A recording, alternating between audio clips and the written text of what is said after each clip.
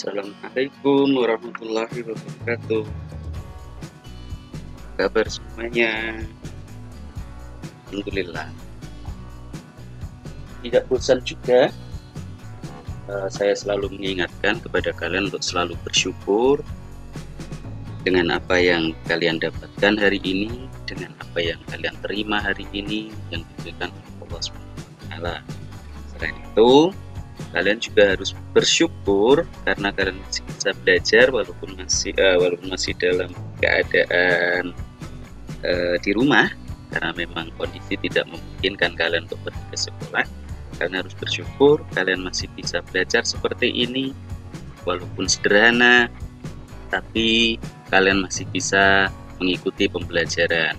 Coba bayangkan jika kalian berada di tempat yang tidak ada jaringan internet atau apapun itu, maka kalian tidak akan bisa belajar. Bersyukurlah, mungkin banyak dari teman-teman kalian yang tidak bisa belajar seperti kalian. Yang kedua, tidak bosan juga, kita harus selalu saling menghargai, kita harus selalu saling menghormati. Hargai apa yang telah dilakukan orang lain, dan biasakan jangan pernah memandang orang lain dari sisi negatif, tapi pandanglah orang lain dari sisi positifnya. Kalau kalian memandang seseorang dari sisi negatif, sisi jeleknya, maka kalian tidak akan menemukan kebaikan pada orang tersebut. Tapi pandanglah orang tersebut dari hal-hal yang baik saja. Baik, pada pembelajaran kali ini kita akan belajar masih di tema 7, subtema 2, pembelajaran yang kelima. Nah, pada pembelajaran kelima kali ini kita akan mempelajari tentang pengolahan dari bahan dasar pakaian sampai menjadi pakaian jadi. Nah, untuk mengawali pembelajaran kali ini akan saya sajikan sebuah bacaan, tolong kalian baca, kalian cermati.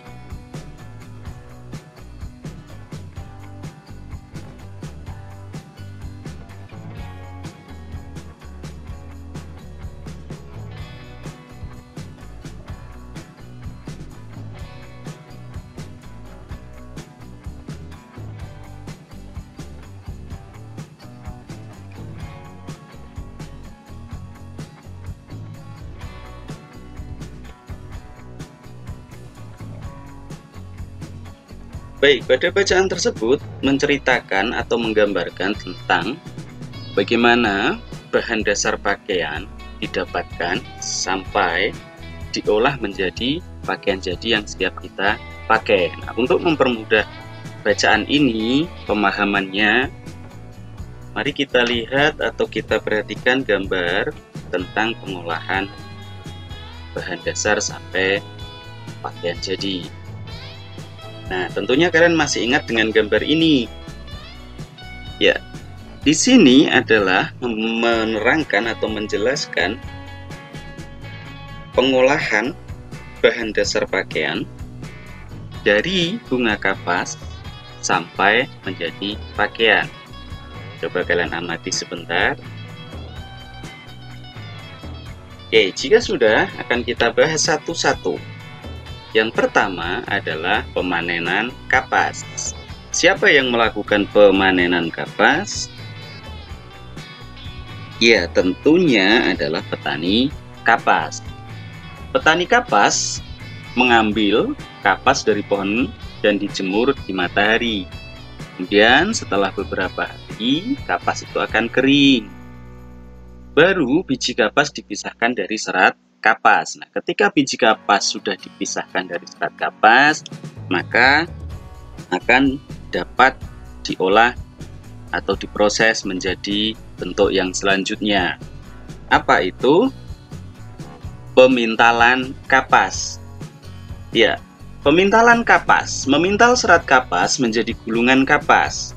Pemintalan menggunakan alat pemintal yang meliputi proses penarikan serat kapas sedikit demi sedikit sambil diputar untuk memberikan ikatan antara serat hingga menjadi panjang tertentu sesuai kebutuhan, kemudian digulung pada tempatnya.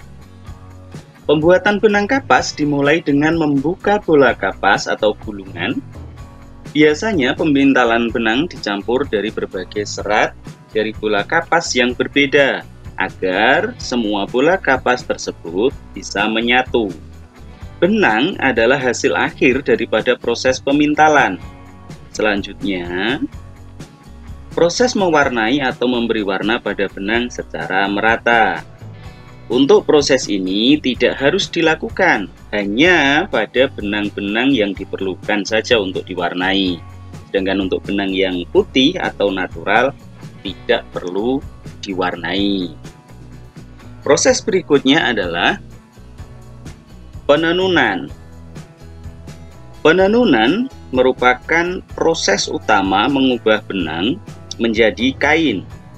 Sebelum masuk ke proses penenunan, benang perlu dipersiapkan terlebih dahulu. Benang dianyam hingga terbentuk anyaman kain. Kita bisa menambahkan benang buatan ke dalam kain katun sehingga menghasilkan jenis kain katun yang berbeda kadar kapasnya. Setelah proses penenunan selesai, maka hasilnya adalah lembaran-lembaran kain yang merupakan bahan utama pembuatan baju. Sebelum menjahit harus dibuat pola baju terlebih dahulu. Nah, proses ini disebut dengan pembuatan pola pakaian.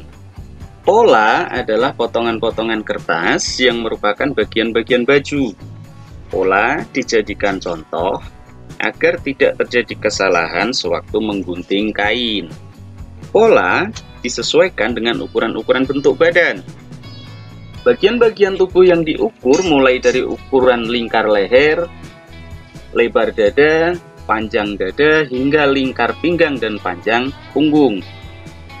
Sebelum digambar dalam ukuran sebenarnya, rancangan pola juga dapat digambar dalam ukuran kecil berdasarkan skala di dalam buku kostum. Proses berikutnya adalah penjahitan pakaian. Ya, penjahitan pakaian dilakukan oleh seorang penjahit. Menjahit adalah pekerjaan menyambung kain. Menjahit dapat dilakukan dengan tangan, memakai jarum tangan, atau dengan mesin jahit. Semua bagian baju disatukan satu persatu sehingga menjadi baju yang utuh. Setelah itu ditambahkan kelengkapan baju seperti kancing, saku, dan kelengkapan lainnya. Agar tepi baju rapi dan benang tidak terlepas, dilakukan pengobrasan pada tepi baju. Maka jadilah sebuah baju atau pakaian yang siap kita pakai. Nah, dari proses pembuatan atau pengolahan dari bahan dasar dan sampai pakaian jadi atau siap pakai, terdapat beberapa pekerjaan. Nah, pekerjaan apa saja? Ya, ada 5 jenis pekerjaan yang terdapat pada proses pembuatan atau pengolahan bahan dasar pakaian menjadi pakaian jadi. Yang pertama adalah petani kapas. Tugas yang dilakukan adalah menanam kapas dan memanen kapas. Kemudian yang kedua adalah pemintal kapas. Tugas yang dilakukan adalah memintal serat kapas menjadi benang. Yang ketiga adalah penenun kain. Tugasnya menenun benang menjadi kain. Yang keempat, perancang busana. Tugasnya membuat rancangan baju. Dan yang terakhir adalah penjahit. Tugasnya membuat baju berdasarkan rancangan yang telah dibuat perancang busana. Baik, kita lanjutkan. Nah, dari bacaan yang tadi di awal, perhatikan lagi. Mungkin dari bacaan ini akan terdapat atau kalian akan menemui beberapa kata-kata yang belum kalian pahami. Banyak sebenarnya kata yang belum dipahami mungkin dari bacaan ini. Tapi kita akan ambil 3 contoh saja. Yang pertama adalah serat, yang kedua pabrik, dan yang ketiga adalah modern. Baik, kita akan mencarinya di Kamus Besar Bahasa Indonesia. Kamus Besar Bahasa Indonesia ini bisa berupa buku mungkin, atau kalau kalian tidak memiliki Kamus Besar Bahasa Indonesia yang berupa cetakan, bisa mencari di internet dengan KBBI online. Baik, kita bahas satu persatu. Yang pertama adalah serat. Apa itu serat? Serat adalah jaringan serupa benang atau pita panjang, berasal dari hewan atau tumbuhan. Nah, ini bisa berupa ulat, batang pisang, daun nanas, kulit kayu, dan sebagainya, yang digunakan untuk membuat kertas, tekstil, dan sikat. Nah, kata yang kedua adalah pabrik. Pabrik adalah bangunan dengan perlengkapan mesin atau tempat membuat atau memproduksi barang tertentu dalam jumlah besar. Yang terakhir adalah modern. Menurut KBBI, modern adalah terbaru atau mutakhir, jadi yang paling baru. Baik anak-anak, pada pembelajaran yang lalu kalian juga sudah mempelajari bahwa kain itu terdiri dari beberapa motif. Ada motif-motif tertentu pada kain, di mana motif-motif tersebut bisa berbentuk bangun datar. Nah, kalau kita berbicara tentang bangun datar, satu hal yang kalian pelajari pada pembelajaran sebelumnya adalah simetri lipat. Baik. Nah, kalau kalian kemarin sudah mempelajari tentang simetri lipat, pada pembelajaran kali ini kalian akan sedikit mempelajari tentang simetri putar. Ya, kalau kita bicara tentang simetri putar, pasti kita tidak lepas dari yang namanya sumbu simetri. Manakah dari gambar ini yang merupakan sumbu simetri putar?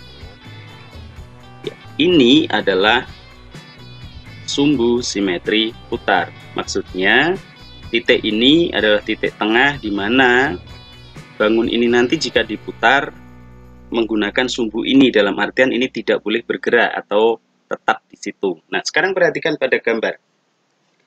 Pada gambar ini yang pertama ini ada sebuah bangun. Ini bangun apa? Ya, persegi. Nah, untuk menentukan berapa simetri putarnya, jumlah simetri putarnya, kita beri nama di setiap titiknya. Ada A, B, C, dan D. Nah, sekarang diperhatikan. Kalau titik A ini kita putar 1 kali, maka akan menutupi atau akan menempati tempat yang sama. Dalam artian bentuk bangun tidak berubah. Nah, sekarang kita lihat. Apakah gambar yang kedua ini bentuk bangunnya berubah atau sama?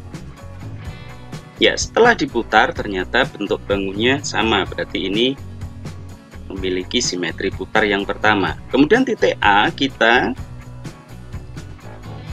putar lagi sekali,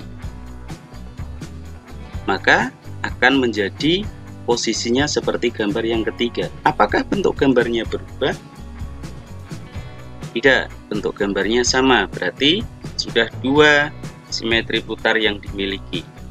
Kemudian kalau ini kita putar lagi A ke titik B, maka akan menjadi seperti ini.